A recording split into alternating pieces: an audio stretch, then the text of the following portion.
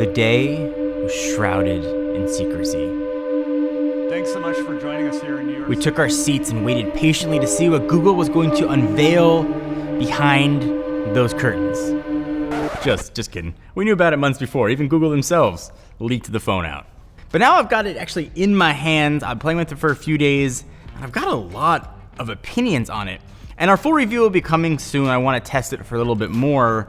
But as I use the Pixel 4, I keep thinking about the Pixel 3, the phone that came before it. And I think the Pixel 3 was like peak Pixel. It was so good and so amazing. I kept asking myself, well, how does it compare to what just came out? So when you pick up the Pixel 4, there are a few differences you're gonna notice right away versus the 3. And I'll start with the design. It feels a little bit different. It's kind of flatter edges and matte on the side. I really like it. It's got a big forehead, but I can deal with the forehead. In fact, I almost don't mind it because it's a forehead for a reason. It's not there for just having a notch of sync like we've seen on, let's just say, other phones. You've got face unlock here on the left side of the display. It is a really fast face unlock. In fact, it's so fast, you don't really even see your lock screen. You pull this thing out of your pocket, it is already unlocked. It does unlock with your eyes closed currently, which is not the safest. Hopefully that'll get fixed with software. And next to that face unlock, you've got radar built into the phone, and it's something that Google is calling Project Soli, and it lets you use gesture controls to control your phone, at least some things. You can mute alarms by waving your hands over, you can go to next songs. The use case for it is not really there. It's not a giant deal. Presumably though, Google will add more stuff and it'll be a nice thing to have. But probably the biggest thing that's here, the biggest change over the 3 is the screen. And if you pick one area on the Pixel 3 that I think it maybe wasn't the best at, it's the screen. There were some color issues and stuff when it came out. The 90 Hz OLED screen on the Pixel 4 is beautiful, and Google's done a good job. They've learned from perhaps past mistakes with the color accuracy. It looks to be really accurate colors. It looks bright and vibrant. It's not the brightest screen on the block, but it's definitely bright enough. And 90 Hz, everything looks sweet, buttery smooth. I love 90 Hz screens. This one is as good as anything else on the market. If you've used 90 Hz screen on any other manufacturer, you're going to love this from the get-go. There's obviously other spec stuff here. There's neural versus visual net from the 3 to 4. There's 4 gigs of RAM versus 6 gigs of RAM, and 845 to 855 on the Snapdragon front for processor, which gives you about a 29% improvement.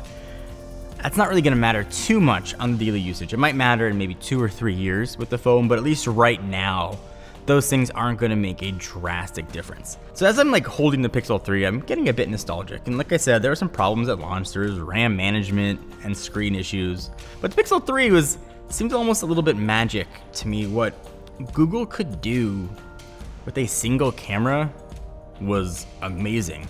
If you compare the Pixel 3 to its iPhone competitor of that generation, the XS line and other Android manufacturers with 2 and 3 cameras, it was amazing what this camera was capable of doing.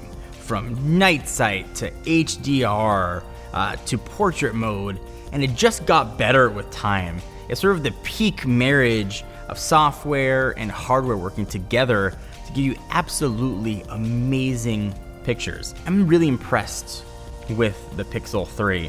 And however you're gonna fall on fingerprint readers on the back, I'm not the biggest fan of them, but it worked well. It was reliable. There were no issues with it at all on the Pixel 3. It wasn't plagued by the same weird notch that you had on the 3XL. I think it was if not beautiful, a classic looking phone. And I could appreciate the industrial look and feel to it versus, some of the other competition.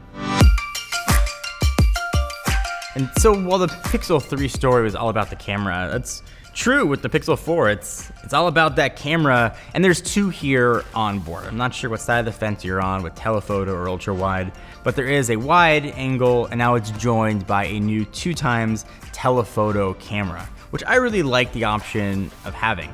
Now the question is that worth it to you? So you can see a shot with a 2x optical zoom and a shot with a 2x digital zoom. Maybe you can see the difference, maybe you can't. The photos that are coming out of the Pixel 4 still look really good. You've got stuff like a real preview for HDR, which is nice, but the more I looked at the shots, just the actual shots that I've been using from the Pixel 4, and I realized it's not that different from the Pixel 3. So look at some of these samples. Can you tell whether or not it came from the Pixel 3 or the Pixel 4? And even if you can, is the difference worth $300? That's a lot of money. I'm not gonna tell you how you should spend your hard-earned cash, but $300, $300, and I still really like the images that are coming out of the Pixel 3. But there are other differences too with the 4 versus the 3. The amazing looking astrophotography mode, dual exposure controls, and some of that is even gonna be coming to the Pixel 3. Google said they wanna make phones you don't have to upgrade all the time, so astrophotography is coming to the already awesome Pixel 3, making the gap between the two even smaller. Perhaps the best part of the Pixel promise is the most up-to-date software. And you're gonna get that with the 3 and of course the 4, but Android 10 is pretty much the same Android 10 experience across both devices. Now certainly having extra gigabytes of RAM will help and probably will lead to a smoother experience, but in a couple days, Android 10 is Android 10. You get everything you get on the Pixel 4 with the 3, it's a consistent Android 10 experience across both phones. So obviously Google added a lot of stuff with the Pixel 4, but also they took away some stuff that you had with last gen's Pixel 3. So one of the coolest things about the 3 was you got unlimited storage of your photos in their original resolution. That's no longer here on the Pixel 3. Smaller battery, which may be a concern with that 90Hz screen, but we'll keep testing that for a full review. You have 2 cameras on the front of the Pixel 3. There's one on the Pixel 4. The elimination of the dual front-firing speakers on the 3 are not here on the 4. So all that stuff kind of put together, you gain some, you lose some. It's gonna matter where your priorities are. So it kind of brings us back to the beginning. The more I used the Pixel 4, the more I kept thinking about the Pixel 3. And when you compare, again, these two and the $300 price points between them, the Pixel 3 still seems like an amazing deal and is still an amazing phone. And that's not a knock on the Pixel 4 at all. The Pixel 4 is a great phone in its own right. It's more of a compliment to how good the Pixel 3 was and how amazing it did the things that it did well, especially on the photography side. But back to the question, if you couldn't tell a difference between the optical or digital zoom, or if the pictures look the same to you, or you're not using astrophotography mode right now until it comes to the 3, then perhaps you've answered your own question. But if you're in the camp that wants the latest, you want the greatest, you want that extra zoom, you want the live view HDR, the Pixel 4 is there to welcome you with open arms. And it's a cool time to be a Google phone fan because both phones are amazing. But if you're coming from the original Pixel or a Pixel 2 or another Android or an iPhone, and you're debating which phone to get, just ask yourself what you care about the most. Is it the face unlock, which is really nice to have? Is it the telephoto, or are you all about the cameras? You just want a really good looking picture. You might want to consider saving your money, just picking up a Pixel 3.